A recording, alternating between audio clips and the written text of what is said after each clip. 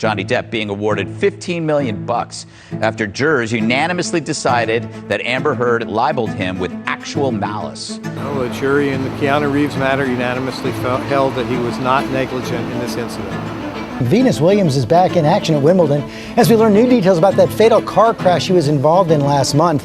New surveillance video is answering some key questions showing she may not have been at fault. If you use your Google machine to search for celebrities, politicians, athletes who are accused of some sort of salacious activity, you'll find no shortage of sites to visit. And that's precisely why I'm going to share 3 really juicy evangelical scandal stories. Sort of. Why am I going to sort of share these stories with you? Because I don't want to be a foolish and, get ready for this word, perverse person. Yep, foolish and perverse, because that's what the Bible calls those who gossip, fools, and perverts. And that's why there are so many biblical warnings against being a gossip or a talebearer. By the way, ladies, sorry, but both Titus and Timothy, less than subtle with their insinuation that women are actually more prone to gossip than men, but we can all be talebearers because we all love gossip. It goes down like a tasty morsel. Entertainment Tonight. People Magazine. Even conservative political blogs. So let's take a look at these 3 scandalous stories, which I hold in my never-before nicotine-stained fingers with the proverbial rule that will help guide our tongues. Now, this is a crucial proverb. If you want to know when to look at or hear and then speak about a story, Proverbs 18:17 will help a lot. The one who states his case first seems right until the other comes and examines him. In other words, when you just hear one side of the story, you're not being prudent.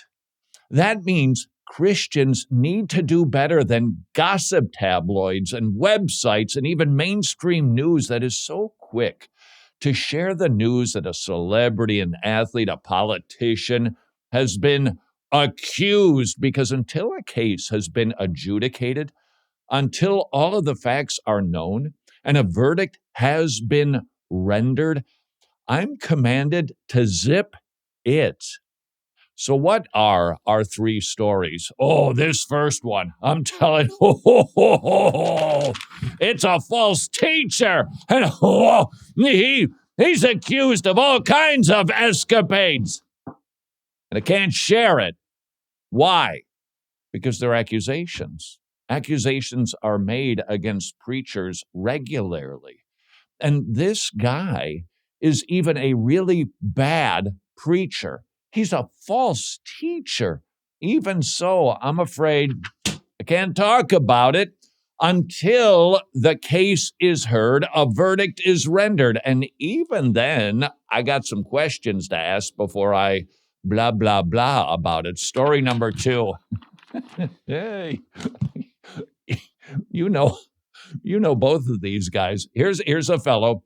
He's been accused of a crime, like arrested type of crime, and he offered his defense, and it was rejected. Now, it hasn't been determined whether the guy's innocent or guilty, but the judge said, no, that ain't gonna cut it, pal. Try another defense. I can't share it for a couple of reasons. One, I don't know if he did it or not, and number 2, I don't know how edifying it would be for me to actually share it. Story number 3, YouTube videos questioning a Bible conference that's charging what they've determined to be too much money. Hey, what's up with these people? Why are they charging so much just to hear preaching? And the answer to that question is, I don't know. So I don't know if it's too much. By the way, who gets to determine if it's too much or too little? If I really cared, if I really wanted to know, rather than just having a knee-jerk reaction, yeah, that does seem kind of pricey these days. I mean, I know we're building back better, but the prices of everything are crazy. How dare they? Well, okay, if I really cared, I'd have to call up the organizers and say, hey, could you explain the price tag on this event? And even then, I still have some questions to ask before I would share it. And that's the tricky part. No kidding. Can we discuss an issue once someone has been found guilty? We've heard the other side of the story. The definitive answer is maybe. Here are some guardrails. 1, what's my motive?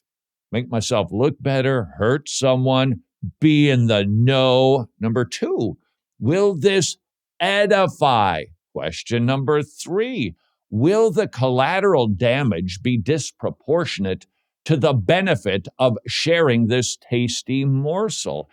Regularly, I have zero business trafficking in celebrity or athletic or political gossip, but that's the stuff out there.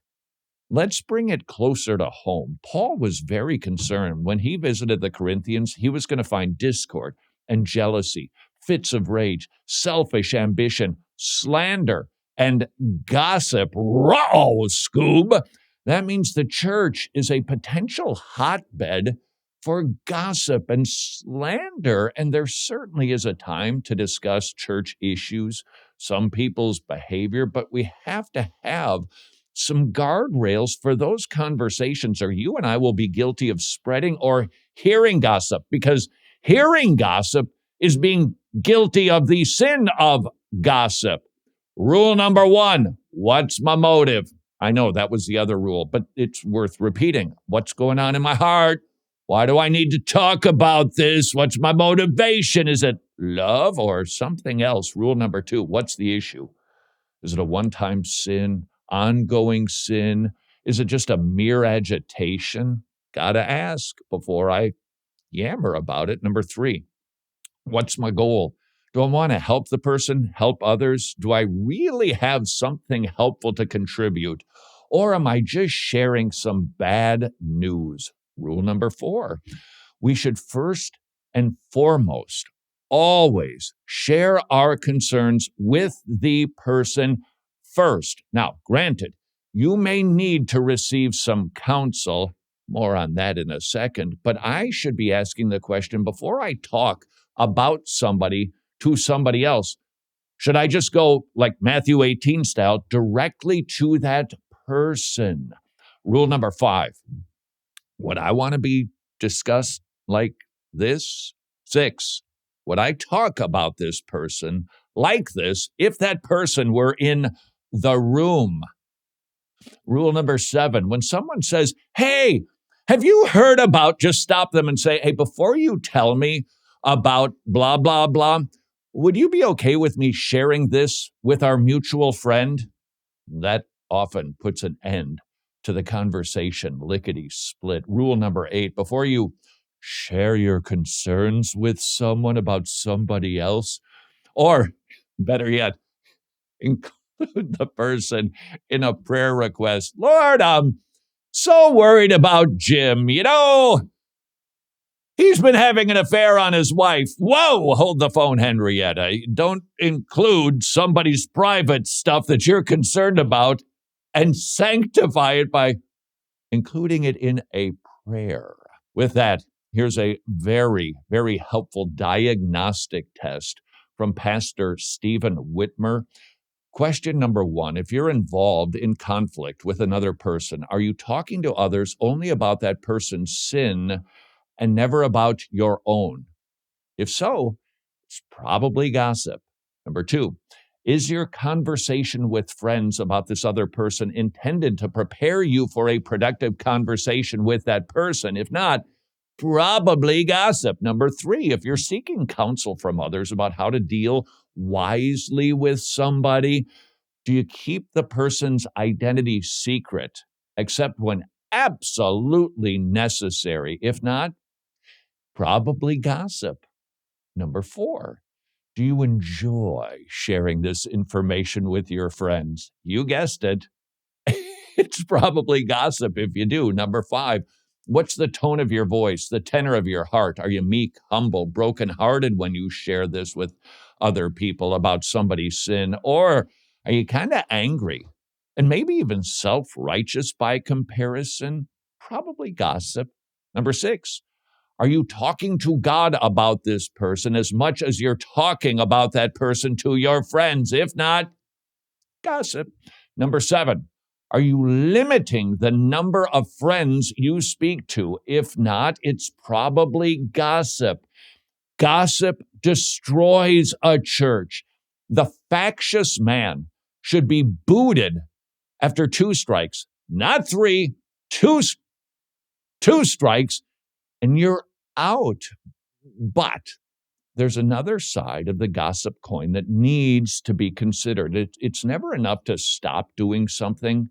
We're charged to not just put off bad behavior, but we're to replace it with good behavior. So might I lovingly challenge you and myself to put on 2 better behaviors. Number 1, rather than gossip, train yourself, discipline yourself to speak words that build up and benefit others. Say good things about others, not salacious things.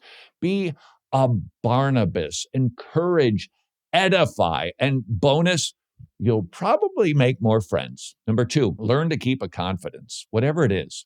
Whether someone tells you something, you witness something, read about something or someone, just learn to keep it to yourself. You will find an amazing satisfaction in holding your tongue instead of using it to tear down somebody's reputation.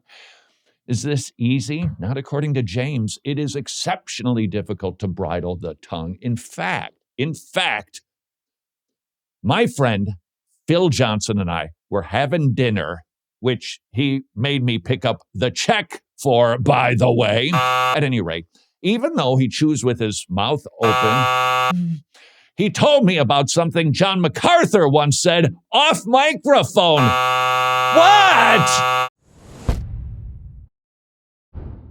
Healthcare is nothing to mess around with. That is why Mrs. Friel and I trust MediShare, affordable biblical health sharing, not just because the average family saves $500 per month, which is nice, but because their customer satisfaction rates are through the roof.